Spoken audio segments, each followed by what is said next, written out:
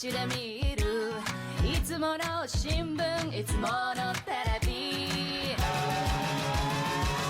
どこ行ってもすぐそこに心ハムスルーでどこ行ってもすぐそこに笑顔溢れてるいつだって Yeah 途方に暮れて迷っても君を待つ家の光いつだってラララララ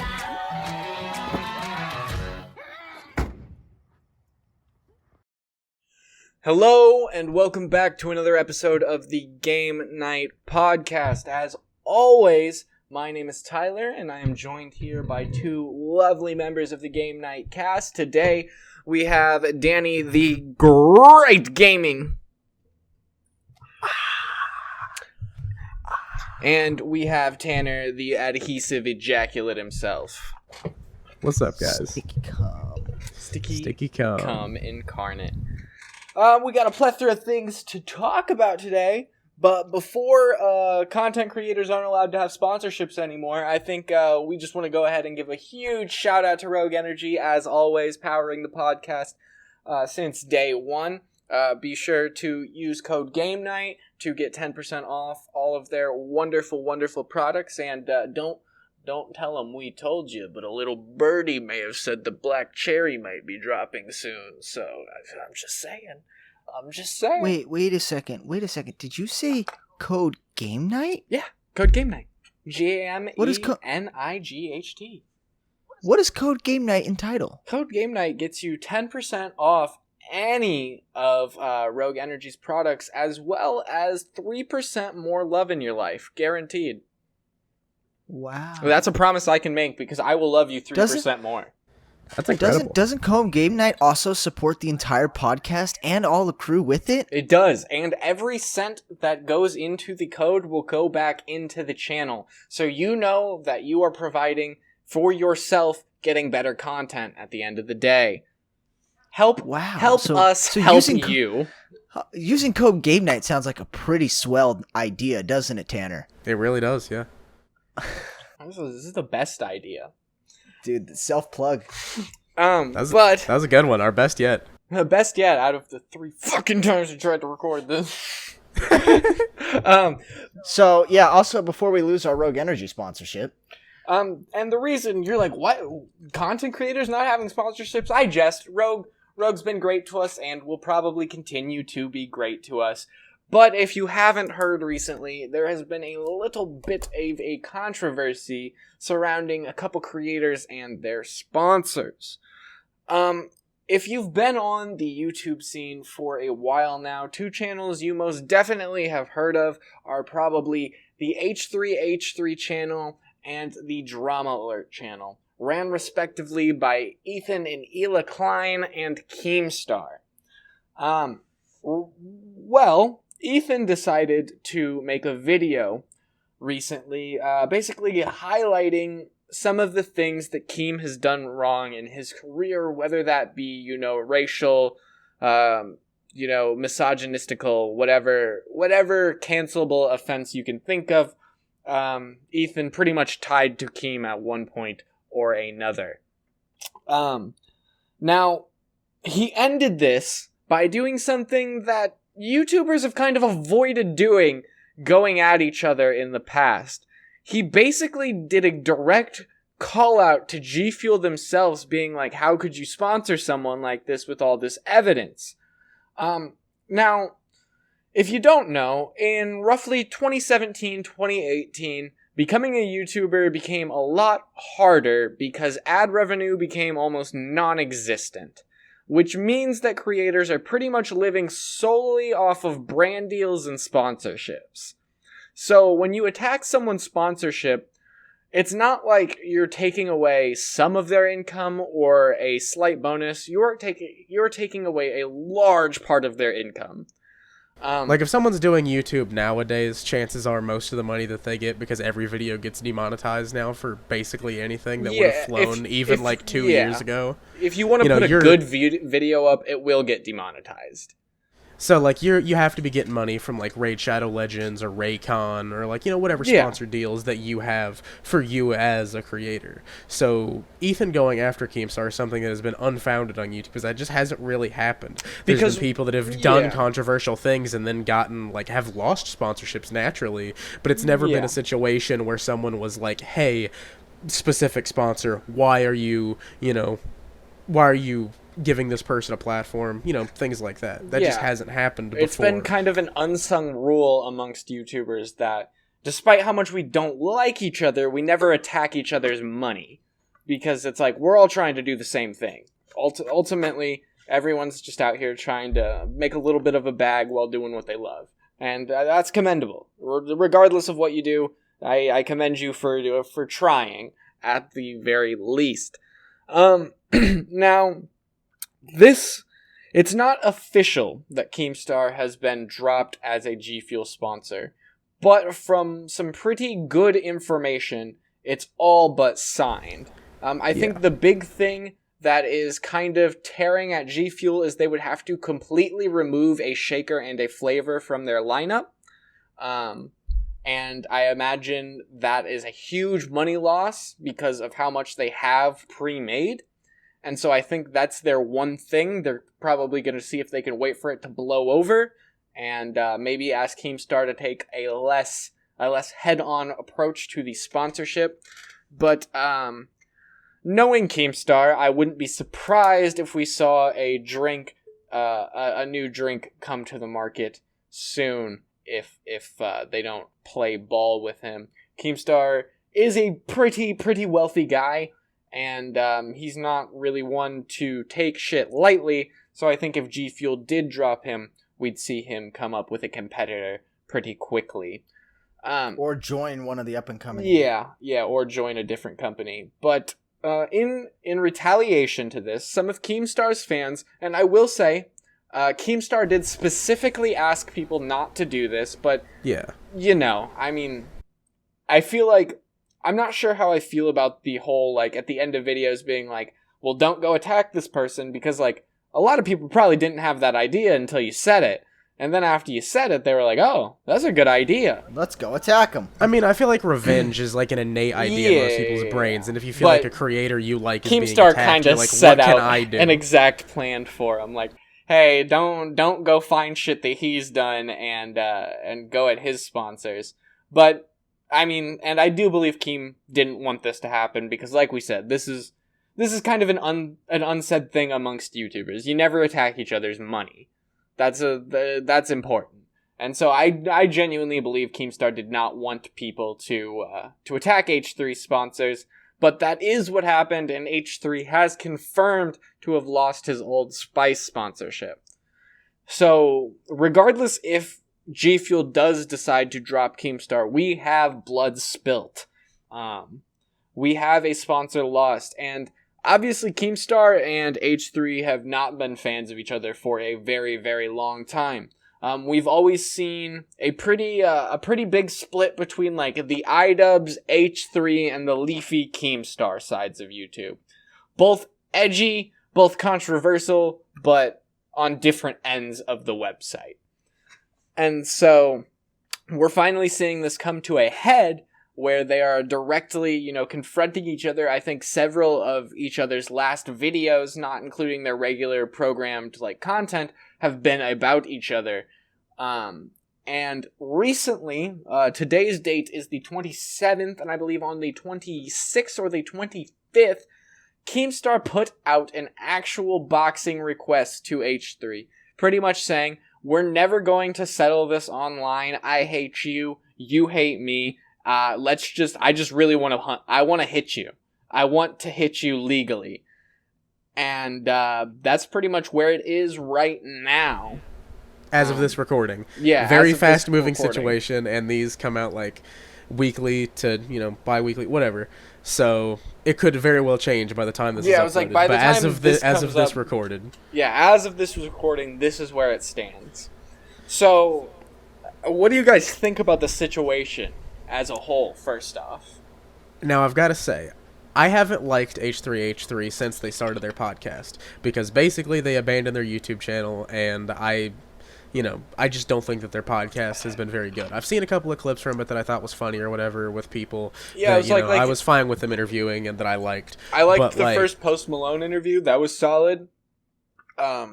I like where he interviewed Post after Jake Paul doxed him. There's been some good moments, but overall I would agree that the content is just like, it's subpar at best. So the way it seems to me is that Ethan was like, oh, well, everyone else is in 2016 again. Leafy's coming back. Fucking a new Doom game just came out. It's all just a big cycle. Let me just get into some drama with Keemstar again and get myself some relevance. So, he drops a video to, signal Keemstar to come after him and start some drama to stay relevant. Because if you look at his YouTube channel, the past few videos he's done, he's only really uploaded videos on his YouTube channel during the coronavirus lockdown. Yeah.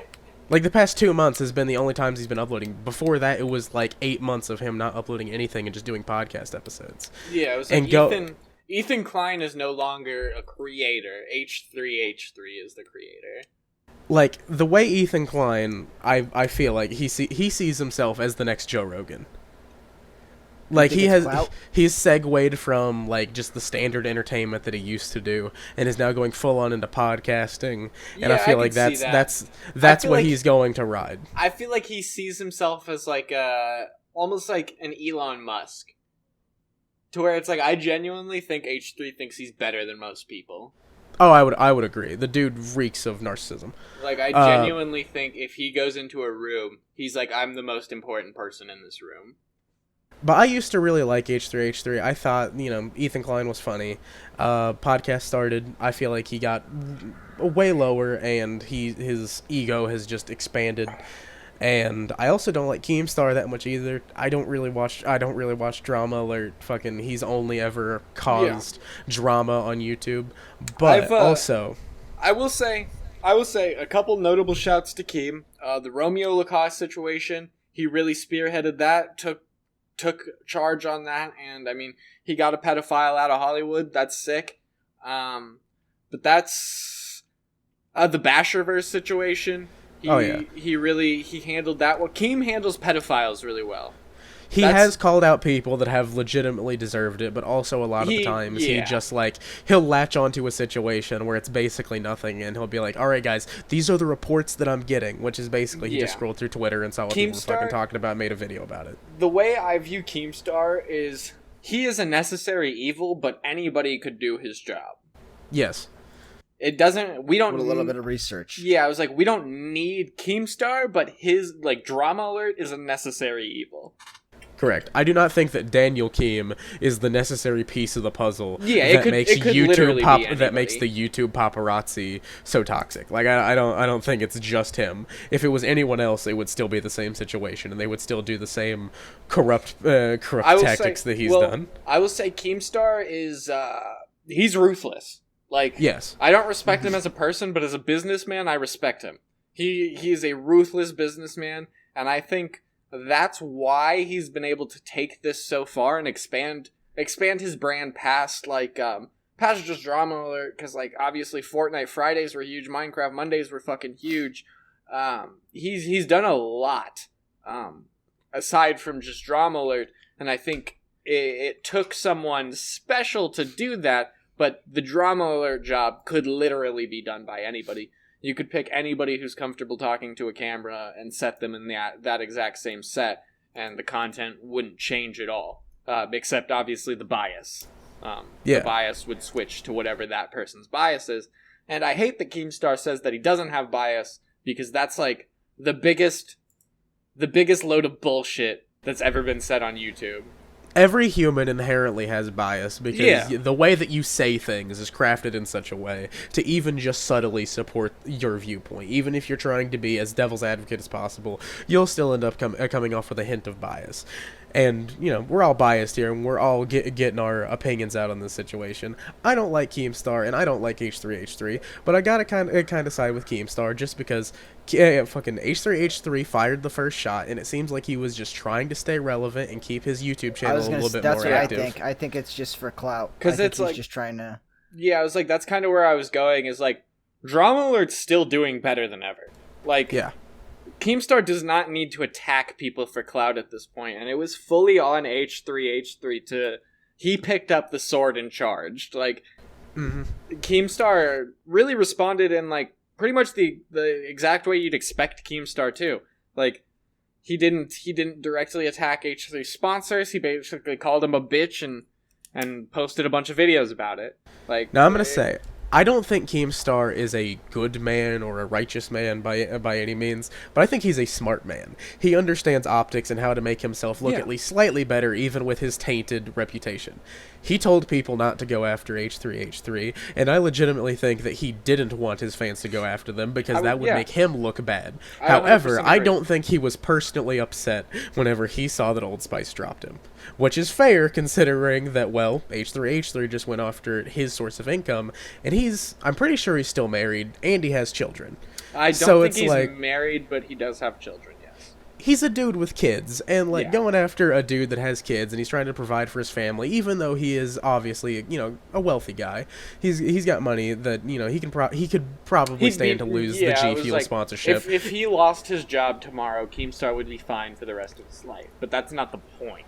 It's the principle of taking someone's source of income because you're having a public disagreement with them, and the precedent that's going to set on YouTube. Because now, if you have drama with anyone, the first shot you can fire, the first shot you can fire now is now you're broke. Yeah, like you just take away someone's money.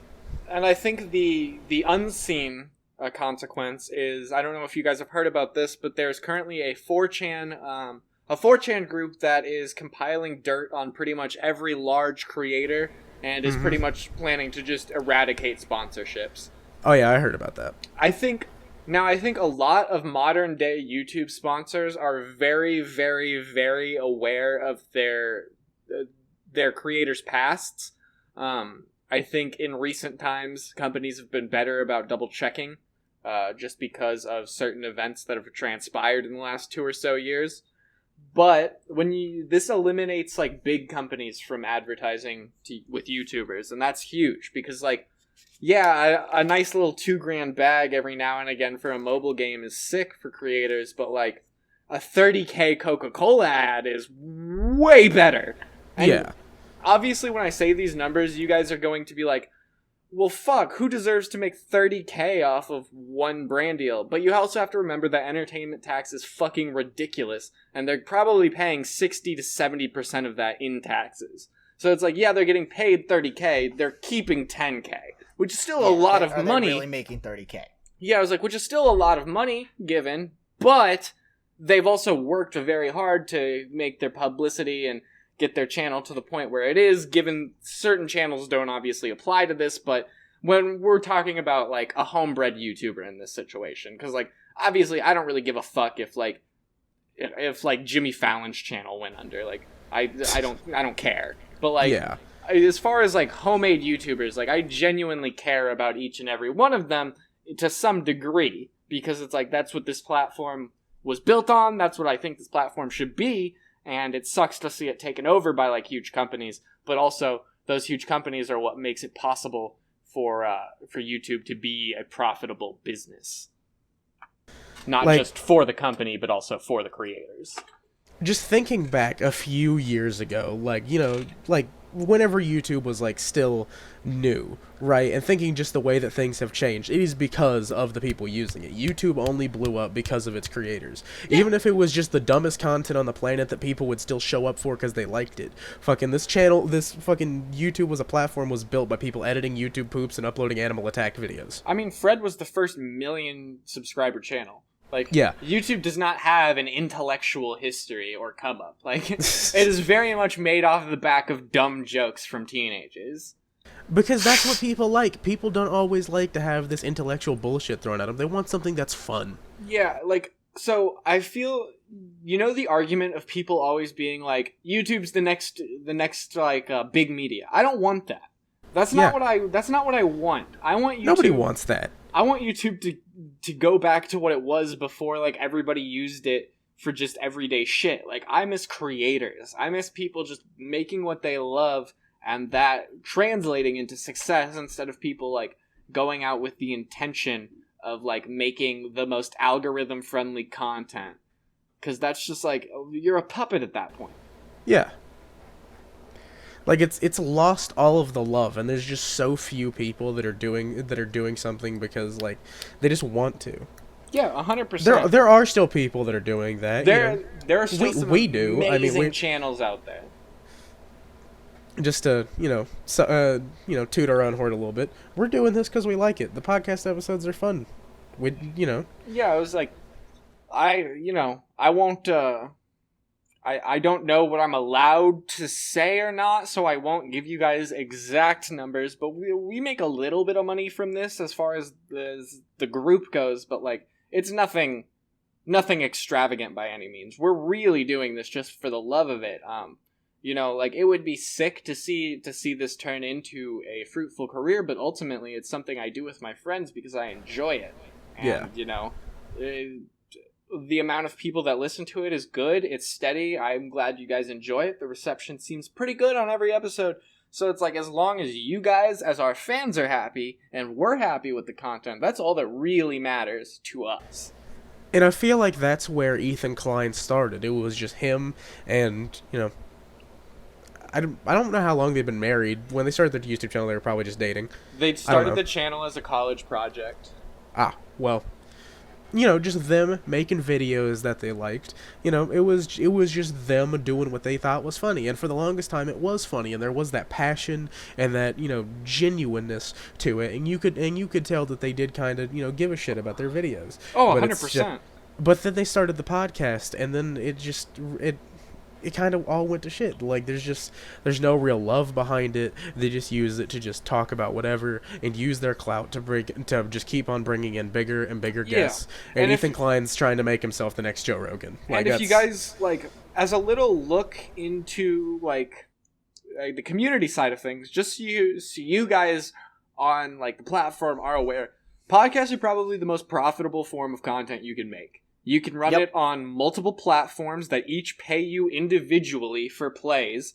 You can add special features to each of those. You can run different ads on each of those platforms. Like, podcasts are by far the most profitable form of content. Also, you can get ad reads in a podcast and not have to worry about getting demonetized. Because podcast advertisers don't really give too much of a fuck what you say, as long as you don't say it within the ad. Like, as long as they could take that as long as ad they get their 30-something seconds, they don't care what you say the rest of the time. Like, and so that's why you see every YouTuber you love making a podcast, is because it's insanely profitable. It's crazy profitable in compared to regular videos. Like, and I think a lot of people, and there's not a lot of setup either. It's just sit down, talk about shit. Yeah, I was like, you can just kind of sit down. I mean, for reference, we have a list of about 11 things on it. We're about halfway through the podcast and have talked about one. So, like, there's infinite things to talk about, and the way YouTube works, when you run a YouTube podcast, people will fuck up every week. Like, you will always have something to talk about. Yeah. There's always something to talk about in the world of YouTube. So, like, it's a really good form of content for people who, like, people like David Dobrik, who doesn't make anything off of his videos because he uses copyright music in all of them.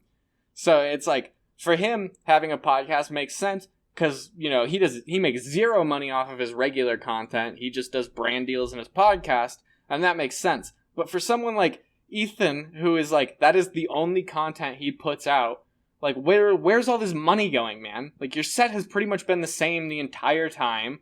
I don't see the production value going up. I don't see you getting new cameras, multiple cameras. I don't see it increasing by the amount it should, by how much you're getting paid for doing this. And I think that's that's something that can really rot a lot of people's like outlook on the platform, is when they start making a fuck ton of money and then that money gets cut and they forget what it was like making nothing and uploading content. They feel like they're entitled to millions of dollars a year. And I feel like Ethan being who he is as a person, saw Keemstar continuously making millions of dollars a year while he has, definitely cut back on how much money his podcast is making, I'd say. Yeah. And I think he just got jealous, and that's what really, really fueled this whole thing. Ethan Klein comes off to me like a guy that found success with something that he truly did like. And then things changed. And then he just didn't like it that much anymore, or he thought that it was just too much work to be creative. He comes off to me as a guy that wants to sell out and is willing to sell out in as many ways as possible. He started a podcast, and he's trying to do everything he can to get money through that. He started a clothing line, which is shit. I'm just going to give my opinion on Teddy Fresh. It all looks like garbage. The first drop was pretty solid, and then every other drop after that has been the exact same fucking thing. Oh, let's just throw some pastel colors randomly on a sweatshirt. Let's just throw the letters T and F onto a hat. That'll be cool. Shut the fuck up, Ethan. For the first drop, it was like, oh, this is a cool line idea. But when that's your entire brand of clothing, you're just like, what the fuck, bro? And it's all just baby clothes for adults now, which makes me deeply uncomfortable. Yeah, So I'm glad you said that, because there's something about just the H3 channel. So before this, I tried to watch one of their podcasts just as a little bit of reference, because I haven't watched their channel in a very long time. Yeah. And there's just something very uncomfortable about it. Just watching their channel made me very, very uncomfortable. I feel like Ethan Klein hits his wife, okay? I'm just gonna throw that out there. Ethan Klein talks like a guy that is lying to you. Yeah! I feel like I'm being lied to the entire time. He talks like someone where, the truth about something, and he's trying to lie to you, and he thinks you might know the truth. And he's just Did you steal a cookie out that cookie jar? No. He just comes off as so shifty and dishonest. I've tried to watch that fucking podcast. Like I said, there's been a couple of episodes with, people that I've liked, that I've wanted to watch. But it's not as good as his content used to be. And I just feel like he wants to sell out, but he doesn't know how to do it. He's already sold out too much. So it's where do you even go from here? Sell your channel? That's pretty... You go to call out Keemstar. That's where you go. I mean... Yeah. That's the last ditch before you pull a smosh, right? And just sell your channel. You start for the next adpocalypse, and then hope that another platform will give you an exclusivity deal and a bunch of money. Can we talk about that? Holy shit! Selling out your whole goddamn channel. Oh, actually, yeah. I mean, that's something that happens a lot. Anthony Padilla, he fucking hated that shit. The Smosh guys literally made $0 off of selling their channel. I know. At one point, he was just I'm not happy. They're rewriting all the scripts. We have no control anymore. He's like, I'm out. And then he left. Yeah, it was at one point, the most popular YouTube channel on the platform sold their channel for literally $0. But you know what? I have a lot of respect for the Smosh guys, because kind of like Ethan, they started and it was genuinely just a couple of guys making videos that they thought was funny. I have a lot of respect for Anthony Padilla. I don't know much about Ian Hecox. He could get up to shit. Smosh is still a channel. I know it's still a channel, they got bought by Good Mythical Morning, and Ian Hecox is still on the Smosh channel doing this just bullshit algorithmy content. And I honestly, I don't really respect it that much. I have respect for Anthony. Then I didn't realize that Ian was still that connected. Yeah, no, I have respect for Anthony left. Anthony walked away before Defy closed down, and before Mythical Morning bought it from Defy's Ruins. He left his contract. He paid money to leave the company, because he was just this is bullshit. I want to just... And another thing about Defy, you weren't allowed to make your own content. You could And only he went you out could and did it anyway. Yeah, I was like, well, that's why he left. Is because he was like, Yeah. fuck this. I'm I just gonna couldn't go. do any of the shit that he wanted to do. Yeah, I'm Anthony Padilla. I have enough of a fan base to where I can just start a channel and he's be doing fine. pretty well. Like his new channel. I really like his series, Sitting Down with Blank. That's dope. Yeah, I was like, I think that's a really cool series. Didn't he do a video with like an otherkin person that thought that they were fucking He did. Fox? He did it with the Dragonkin lady. Mm-hmm. Yeah, Flat Earthers. I was like, maid cafe workers. He's done a whole bunch of them. Really, really good content, honestly. But that's how you positively spin going from someone that was in a passion project on YouTube and just doing something you liked, and then like not selling out. He just changed it. Like he changed along with the content and did something else. Fuck a salary. Fuck you guys. I want creative control, and that's super respectable. Because but Ethan Klein's like, yeah, bro, whatever. Just pay me money. I don't care. Yeah, I will sign on the dotted line. I will sign on any fucking dotted line that is put in front of me. I don't care what company you are. Just give me money. Gimme. Ethan Klein would have taken did you guys remember in like 2016 the Windbreaker company that was using like Nazi logos? No, I know what you're talking about. Yeah, there was this like jacket company and they were using a bunch of old Nazi logos that were like slightly altered for their like logoing. And it was a big deal. But Ethan Klein that was a big talk in my school. Would definitely do a brand deal for them. Ethan Klein's Jewish, if you guys didn't know. Oh yeah.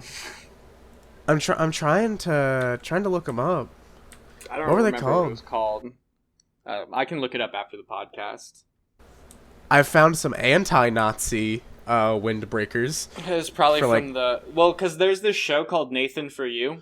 Nathan Fielder's a comedian, and basically what he'd do, it was like, those shows that like turn businesses around?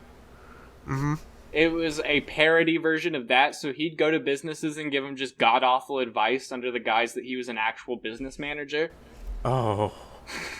And obviously, like, it was on Comedy Central, so Comedy Central paid the businesses for the time that they wasted, but like, they went into it thinking they were actually going to be like, given real advice. And one of the episodes, Nathan Fielder's Jewish, and his dad reaches out to him about how there's this windbreaker company who's making these windbreakers, and at his synagogue he learned about it and how it's using like Nazi figurism, and so Nathan Fielder just creates it's a pro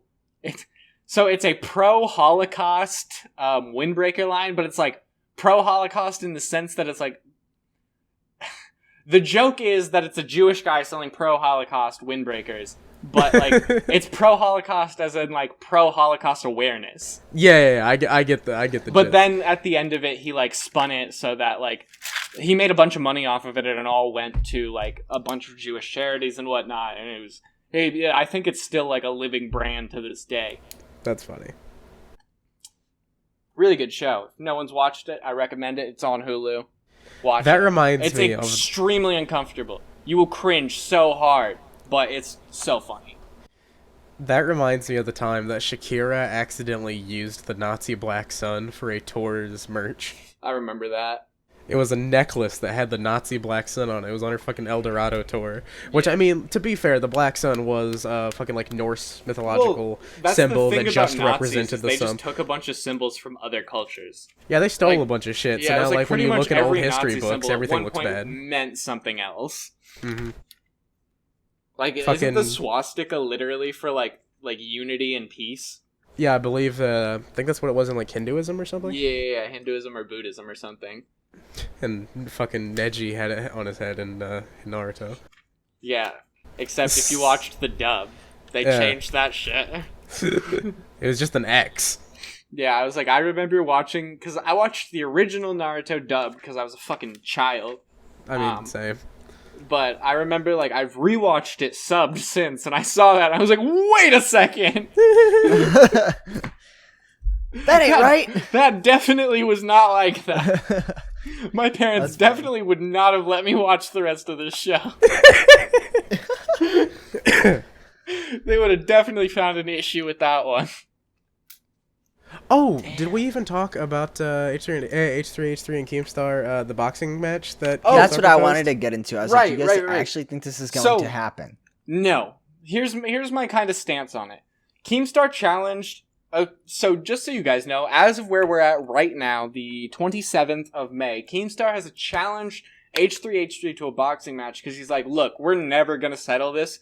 I've hurt you now. You've hurt me now. Let's just get in a ring and beat the shit out of each other because I want to punch you legally. I'm sure you want to punch me. Like, he's just like, let's be done with the internet beef. Let's just hit each other because I want to hit you.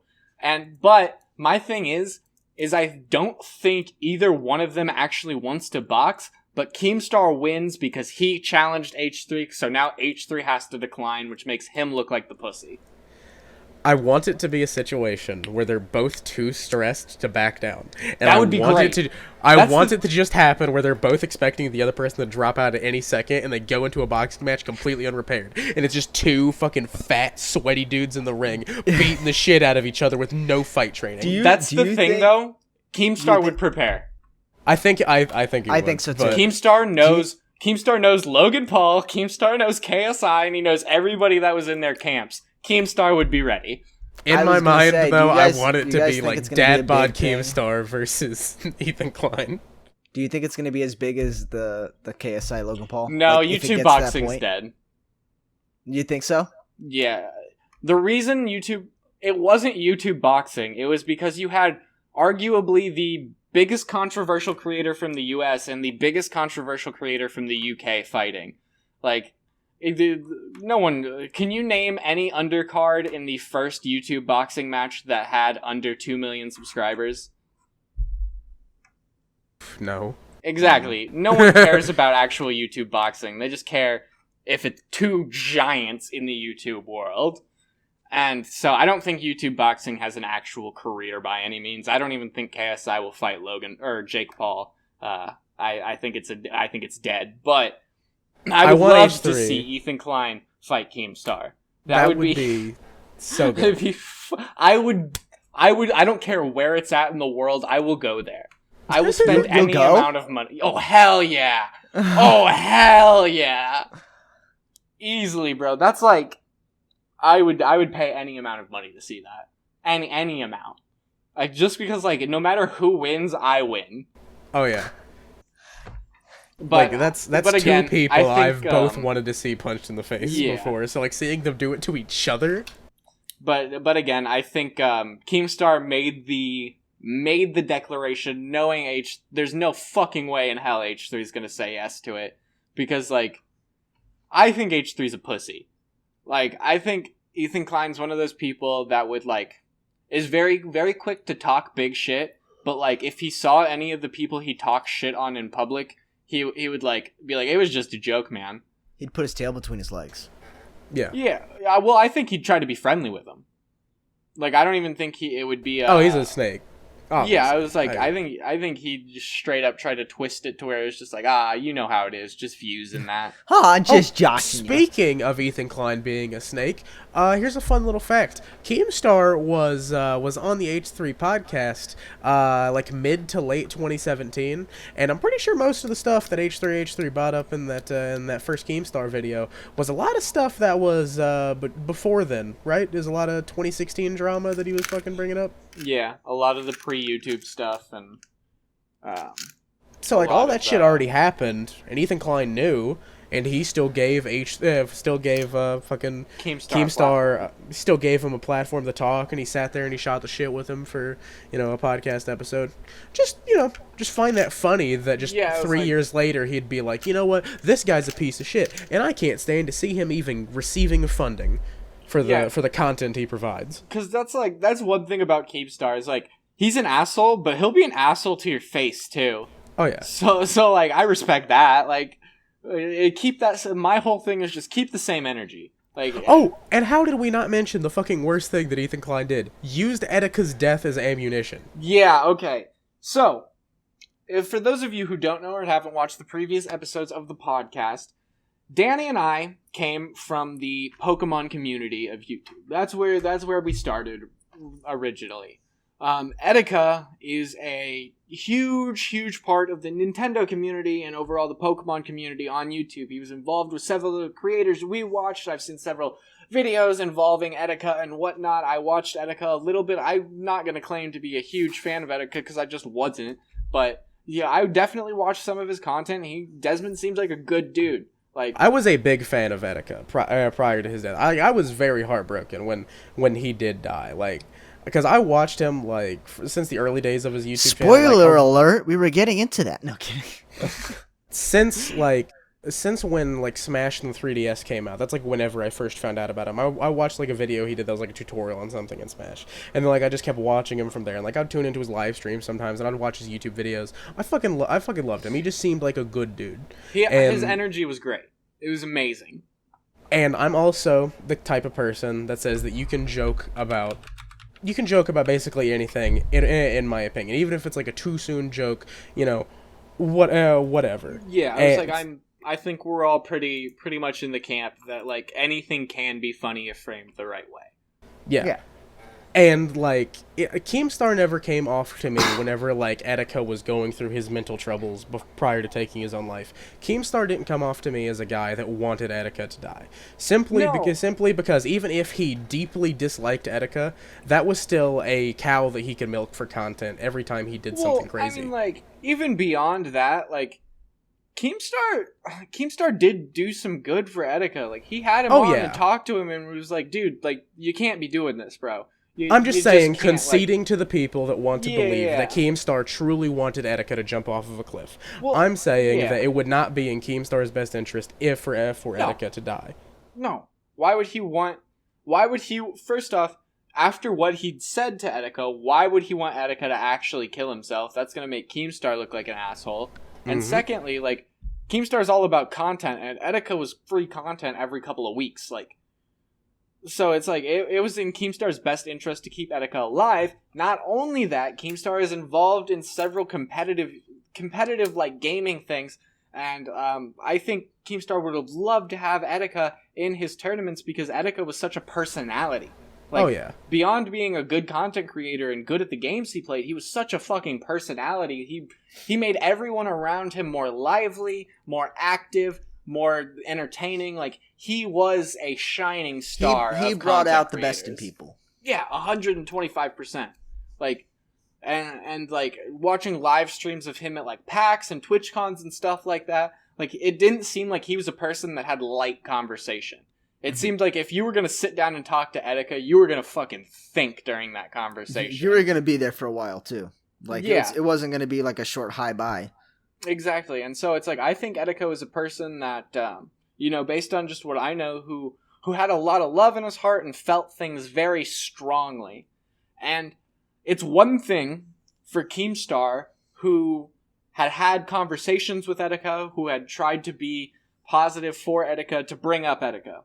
It's another thing for H3H3 to bring up Etika and try to use it as a weapon against Keemstar when H3H3 has never fucking gave two shits about Etika or the situation. Like, and to try to just turn that and be like, oh, I know what makes people mad.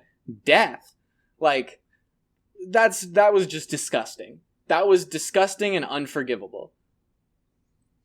Like, he's using the death of someone that I kind of doubt he ever met or spoke to personally. Like, even though they were both big YouTube creators, I don't think publicly they ever spoke. I don't know about whatever happened privately or if they met at like an event or something like that. Yeah. But to use someone that you never met, their death as ammunition against someone that you just want to have a public beef with, comes off to me as one of the most evil things you can do. Like, it's pretending to care about someone that people actually care about, so that way you can get them in your camp and turn them against the person you don't like. And again, this is coming from a guy that doesn't like Keemstar, and I think that he, you know, a lot of the times just, you know, pokes the bear and, you know, lets drama happen. You know what I mean? Keemstar is almost never right, but this situation, he is in the right. Like, I'm not defending any of the shitty things that he's done, but, like, you know, like you said, he is right in this particular instance of, okay, who is the least shitty person between Ethan Klein and Daniel Keem in this scenario? Well, it has to be Daniel Keem, because he didn't fire first, and he didn't bring up Etika's death trying to make H3 look bad. Yeah. I mean, it's just like, listen, like, H3 is just hyped. I don't know. But, I mean, it's further proof that, like, Etika and Keem left on semi-good terms. Like, I know Joey Pokieaim, one of Etika's closest friends, lived in New York, saw him often. They did live streams together. They were pretty tight. He had been talking to Keemstar about being in Minecraft Mondays. Now, I don't think that if I thought somebody was trying to capitalize on one of my best friend's death, I'd want to be in their event. So I'm guessing there's more to the Etika and Keemstar story than the public knows. And that's kind of a theme with Keemstar. I genuinely believe Keemstar is a better person than he lets on to, because he does much better being an asshole. Like, his content only really works if he's an asshole. I feel that, honestly. I feel like a lot of it might just be, like, the personality he turns on for the cameras. Yeah, I mean, like, dude has a daughter, for God's sakes. I'm sure he has some level of, like, humanity in him. Because, like, at the end of the day, he does go and, like, hang out with his fucking kid and, like, chill. Like, he doesn't seem like he's a monster that is constantly waiting on someone's downfall. It seems like he has no problem taking advantage of someone's downfall, but it's not like he's actively wishing people would fucking fail. Yeah. Because, like, it's just not in his best interest. Because as long as someone is still in their downfall, right? Like, as long as someone is still spiraling, that's still content. Yeah. He gets something from that. Like, here's a good example. Chris Chan. Everyone on the internet loves to shit on Chris Chan and talk about, like, you know, how funny and crazy he is and, like, just how weird his fucking life has been. But it would be, like, legitimately kind of sad if he died. It would be super sad if he died because, one, everyone that is entertained by his antics would no longer get that entertainment, even if they fucking hate Chris Chan as a person. But also, you know, you grow a little bit attached to him and you feel bad for him because you realize that, you know, there is a level of him He's a person. struggling. Like, he is a person. You kind of hate to see anybody die. At least you should if you have some humanity. Yeah, and but it's like, I he's doubt also Ethan just, Klein like, has very much humanity. and he's just like, he's a huge piece of internet history. Absolutely. Like, seeing anybody who's been a huge piece of internet history go is going to be sad. Like, even if I don't necessarily agree with what you did on the platform or whatever, or what you used your infamy for, like, it sucks to see somebody who it's like has always been a staple part of this huge internet community just be gone. Well, it's not even just internet. That's just with anything. Like, look at Kobe's death. Yeah, 100%. Oh, yeah. It's like, he's like, if you're a huge icon in that, you know, era, like in that, I guess, like, bubble, Mm-hmm. it affects a lot of people. I'm not even a sports guy, but, like, hearing Kobe died, like, made me sad. I was like, oh man, you know, I know a lot of people like Kobe and, like, looked up to him, like, yeah, I mean, given the circumstances of Kobe's death, it was incredibly tragic. Oh yeah, it was also incredibly tragic. I think if anybody wasn't sad by that, you should legitimately see a therapist. Like, absolutely. But yeah, I mean, I get what you're saying though. Like, if like a movie icon dies or like a musician, even if I didn't necessarily like listen to them, like, I'm going to be sad for the people because like they were someone's favorite. Like, Yeah.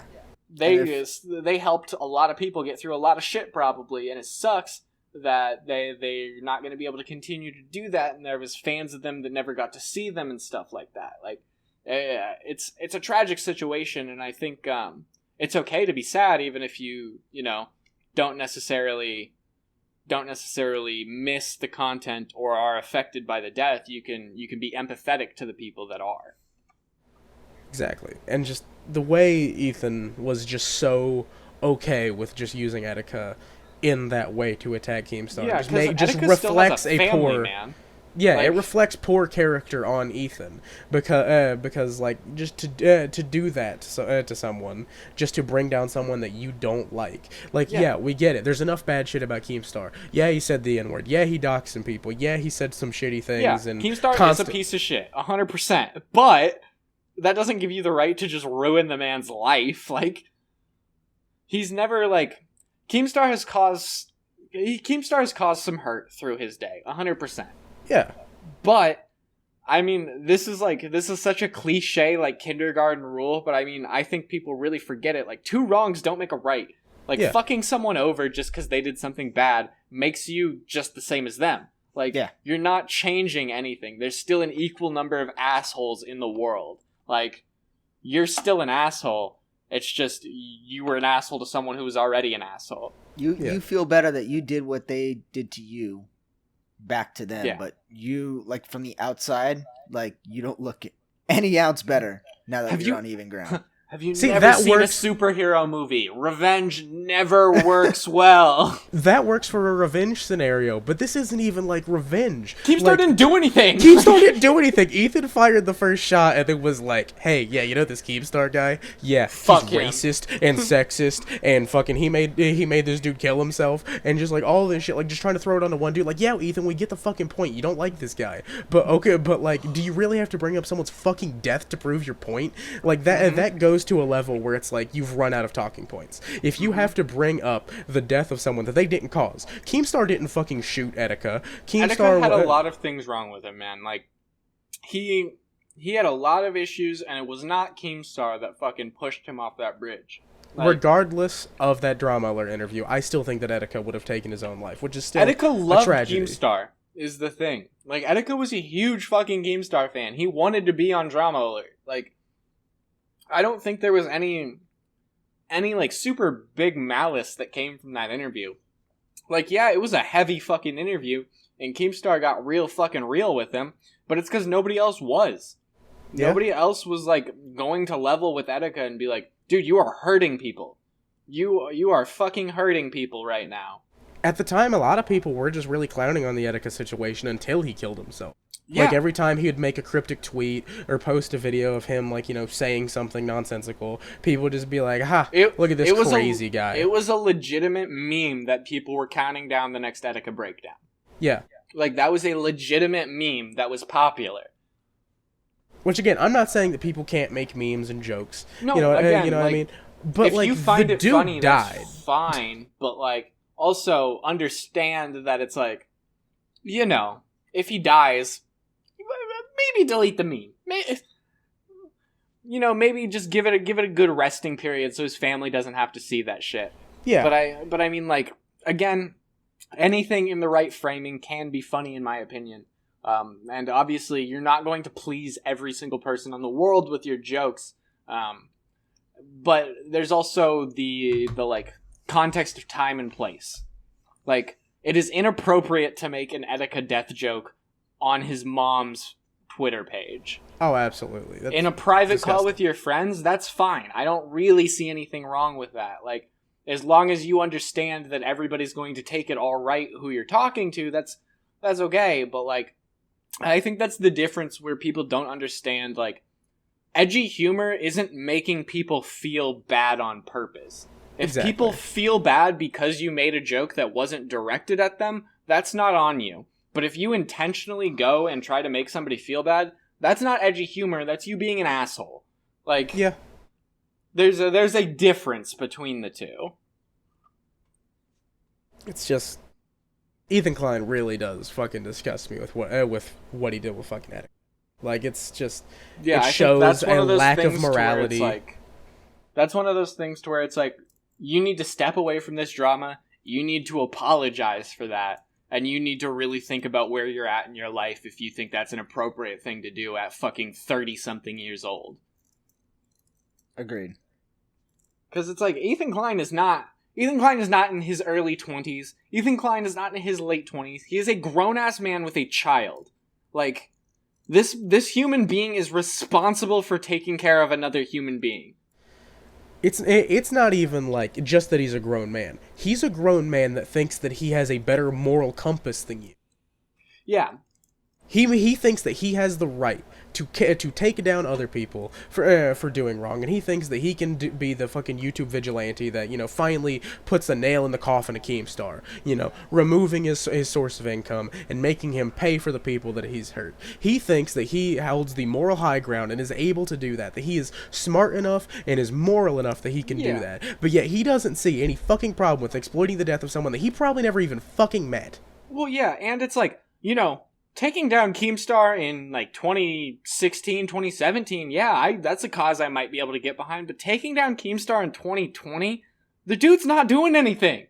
He's fucking putting on gaming tournaments. Like, he's not doing anything wrong anymore. This is the wrong time to try to take him down. Like he's still doing Drama Alert, which is just very algorithmy. Yeah, that's just him manipulating the system. Like he's just the YouTube paparazzi. Like, that's what it is. He's just fucking YouTube's TMZ.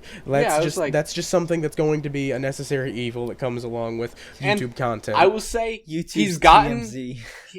He's gotten better about how he handles the situations. He leans less into the villain and more into, like, the asshole that's pressing the villain. Because it's like, you can be as big as you want to big as you want of an asshole to somebody if they're a villain, and nobody will look at you. Like the Romeo Lacoste situation. Oh yeah, that dude molested children regularly and probably still is. Like, you can be as big of an asshole as you want to him because he's a fucker. Like, if most people would morally agree that someone is in the wrong, it is perfectly fine to be an asshole or say shitty things about them. That's a concession that most people are able to make. Yeah. And what I like about Keemstar is when he has someone on his show who he's had beef with, it's not a reconciliation hour. It's not him being like, oh, well, I can understand your point of view now. It's him asking the same questions he asked hypothetically, but to their face, and being like, why the fuck would you think this is okay? Like, what's wrong with you? And I think Keemstar is the only YouTuber on the platform right now that is doing that. I think everybody else, when they get into a situation with somebody they've beefed with, they instantly try to turn it into, like, a funny reconciliation thing. Where it's like, oh, it wasn't that serious. Where it's like, given what Keemstar covers, it is that serious. When you're talking about people who, like, are child molesters, people who are taking advantage of kids, people who are, like, abusing their audience for money, like, these are kind of serious topics that we're covering. Like, you can't just turn it into funny all the time. Like, some of these things really need to be resolved. Like, there's a genuine level of talking shit about people that Keemstar kind of exudes, where it seems like, for the most part, whenever he really does have beef with somebody, he's speaking his mind. Like, that does come off as his opinion about someone. He's not saying what the crowd wants to hear. Yeah, he's not saying the fucking talking points that his fans are saying. He's saying his true and honest opinion about that person. Like how Sutter Nisian was innocent. Bad take, in my opinion, but... horrid fucking take. But that's proof that he's not just following mob mentality. Yeah. I mean, say what you want. Maybe not the most honest journalist, but at least an honest creator, I guess. He's speak consistent. His mind. Consistent. Yeah, that's good. I think that's something that no one can deny. Keemstar is consistent. He really will interview anyone or talk about anything. Yeah, he's been consistent his whole career, and I think it speaks. It speaks volumes. But I mean, hey, everybody has their own opinion about the situation. I think I'm gonna say I hope G Fuel does not drop Keemstar. I'm going to say the same. I don't think he deserves it. I think G Fuel was well aware of all of these situations way prior to this, because none of this is hidden knowledge. All of this blows up like once a year. Like that, and the past is the past. Yeah, and it's just like I don't know. Keemstar's done a lot for G Fuel.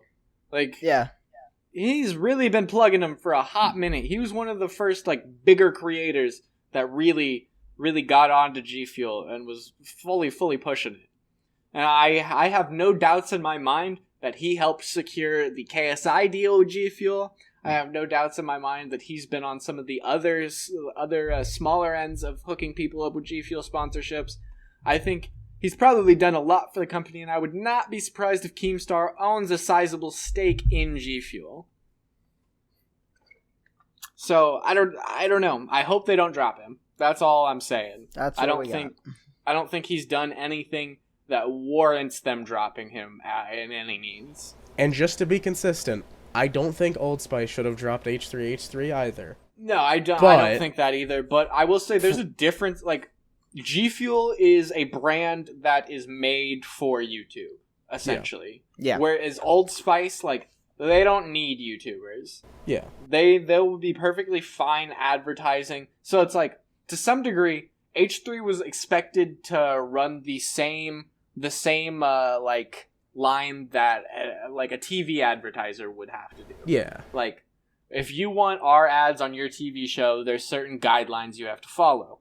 Whereas Keemstar, I feel like with G Fuel, like, G Fuel still sponsors PewDiePie, and he said the N-word very, very, very publicly.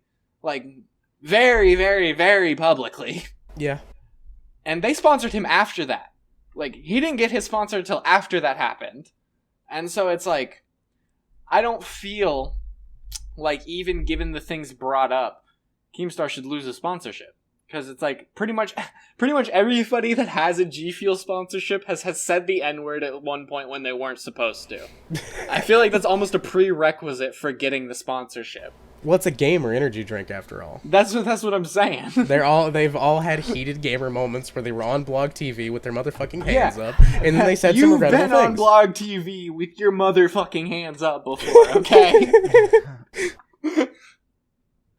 I can't believe that we're still an hour. We literally just hit the hour mark. We've only talked about one thing. Well, you know what? We can. But this was an important topic, and there's still shit you could talk about. Fucking Ethan Klein. You could talk about the fact that he ripped off Sam Hyde, and then won't even have him on the fucking podcast. And now that Sam Hyde has been blacklisted from every social media platform, still won't even give him a little bit of a fucking shout out, even though he's one of the biggest creators in the fucking world right now. That's because Ethan Klein's a sponsorship rat, and he would never have anybody on that would ever do anything to risk his money. Because Ethan Klein doesn't care about the content. Ethan Klein cares about his bank account. But I was gonna say we could wrap it up on some good news. I have a couple small things I want to talk about before we end up, and unless anybody has to like go right away. Okay, so the first thing I want to talk about is recently. We mentioned briefly that Leafy came back, and he recently started a Twitter. On this Twitter, recently, Leafy posted his basically his stock account, what he has invested versus what he's earning, and there was a bunch of people just asking about how the stock market works, and I spent a good 3-4 hours the other day just replying to Leafy fans via replies and DMs, just teaching them how I learned about the stock market. And I just thought it was super funny to think that Leafy fans are like... it's weird to think about Leafy fans being worried about their financial future. I mean, you gotta think that a lot of them probably are, like, teenagers / young adults. A lot of them were, like, 15. Yeah. Like, a common question I was getting was, like, how old do you have to be to invest in stocks? And I was like, I think you could be, like, 2. I don't know. Legally, I don't know if you have to be really any age, especially in the age of digital trading. I don't know if they really as long as you have money, like, I think you could invest. Money and a bank account is basically all you need, to my knowledge. And so yeah, it was funny to see it was funny to see like the other side of the Leafy fan base, the human side. Like, yeah. And it just that reminded me that it's like kind of led to me thinking about the whole Keemstar versus Ethan thing. Is like, people are human, bro. Like, yeah, people really forget about that in the internet age, that like the person behind the screen. I mean, obviously there's a lot of bots on Twitter. Yeah. Like, there's obviously a ton of bots that are just fucking set with automatic replies that will just go. There's bots everywhere, people. dude. Yeah. So it's like there's obviously some sort of automation that is going into social media, but for the most part, if you're having beef with someone online or It's like a you're talking to person, someone, like- that's still another person. You like there's Yeah. supposed to be that level of respect. Like I would at least treat some random person on Twitter who I know nothing about with the same respect that I would like someone at a restaurant Exactly. And that I think, don't know. You know, that's one of those things where it's like you don't think about it until you're presented with the opportunity to. Yeah. And it's like, that's something I just want everybody to think about, you know? Like, if they're a person, you know, you can disagree with someone's idea, and I think it's even okay to call someone dumb for having an idea. Yeah. You know? Like, that's your opinion, and I think it's perfectly okay to air that, but, you know... The internet is supposed to be the free speech marketplace where it's totally ethical to say, hey, that person's a little bit of an idiot for saying that. You know, you're supposed to be allowed that. But it's like it's gotten to this level where there's just so much vitriol and hate, and everyone's just going after each other's money and bringing up fucking other people's debts. And it's just like, just take a fucking break. Yeah, everybody just needs to take a day off, you know? Just like remember that this is a very small part of the world, and just like go out and fucking experience. Realize that like you can walk down the street without getting called slurs like on Twitter. It's gonna be okay. I think we have especially right now during like quarantine and shit, we have an issue with people like living online. And well, as of right now, you kind of have to. It's I'm saying like especially right now, it's hard not to. But I think that can like it can jade people a lot, and it's like I think it jades people in the sense that it's like they get upset at the world, and I also think it jades people in the sense that they forget how to act in the real world. Yeah. And you know, I think the internet generation's weird. It's gonna be weird to see what the world's like in like 20 years when like. When it's like fully like my generation in charge, like it's gonna be a weird place, man. It's gonna be a real weird place. You ever seen American Psycho? A lot of Patrick Batemans are gonna be walking around because. Have you ever seen Idiocracy? I imagine it's gonna be a lot like that. I mean, that might be accurate as well. I'm just saying that, like, just the way that discourse works on the internet now, and just the way that everyone just wants to go after, like, you know, they want to dox people and get people swatted and take away people's money. Like, it's just that level of just sociopathy. Just fighting, bro. Yeah, it's just so much just conflict. It's like there's real issues in the world. Like there's people getting thrown off fucking rooftops for being gay in the Middle East, and you're on fucking Twitter replying with K-pop fan cams to someone that said fucking Kim Jong is gay or whatever. Yo, so I thought about something. So do you think it like really fucks with K-pop idols when they get tagged in like just horribly gruesome events all the time?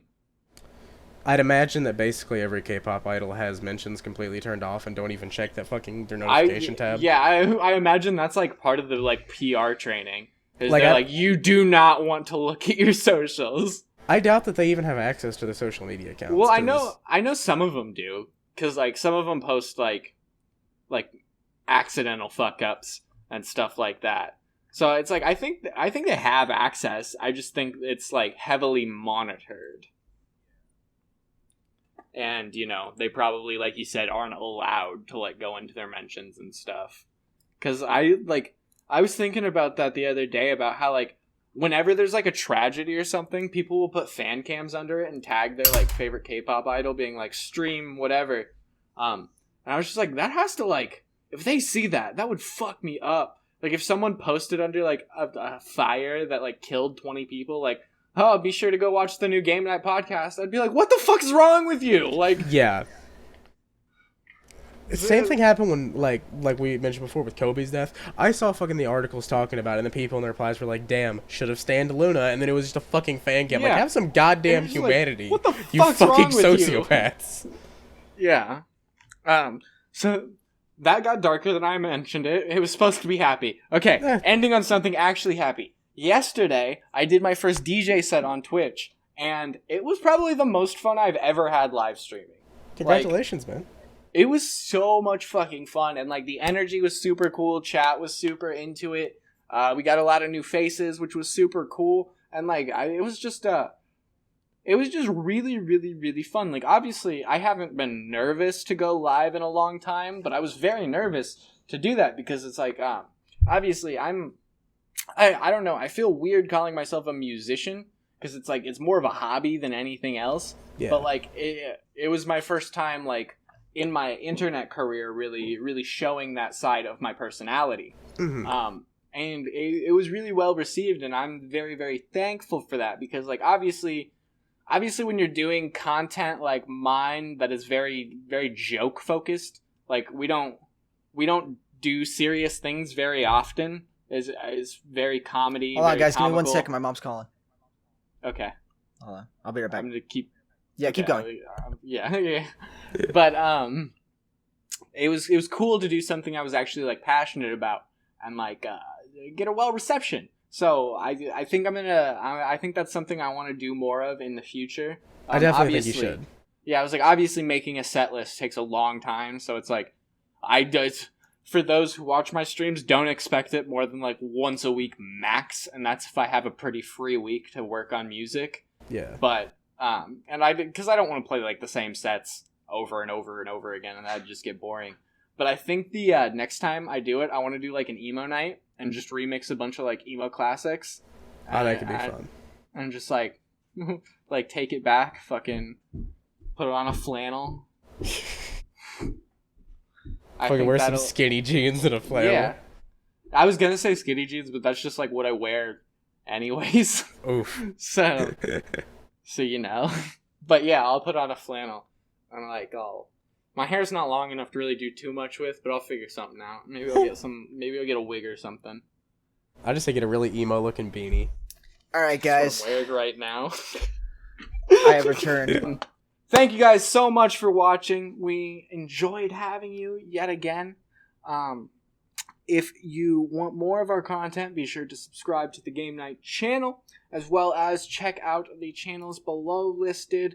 Me and Danny are over on Twitch. I upload on YouTube pretty frequently. I'm trying to get it nailed down so it's more frequently. I'm going to try just recording whenever I play games so I can knock out funny moments. Yeah. And then, we'll do scheduled uploads and whatnot where if I find stuff I want to talk about and all that good stuff. But again, we want to give a huge shout out to both Rogue, and if you're listening to the audio version, you already heard it, but another huge shout out to Anchor. They really, really, really make it possible for us to do this and put it on different platforms so you guys can listen and watch. And Spotify, I heard you're opening up that video platform, so if you're Hook us up. deal, I mean, like, hey, big numbers is... But with all that being said, we want to thank you guys one more time for watching. I'm big recently on not telling you guys what to do, so only like the video if you liked it. Don't do it just to appease me. If you liked the episode, like it. If you didn't like it, dislike it. That's fine too. Leave a comment. Call me an asshole. Do whatever you're feeling like, man. Not whatever. Do most things you're feeling like. 98%. But not everything. Yeah. Don't do anything I wouldn't do, okay? I love you, kids. I'm gonna go get milk. I promise I'll be back. Bye-bye.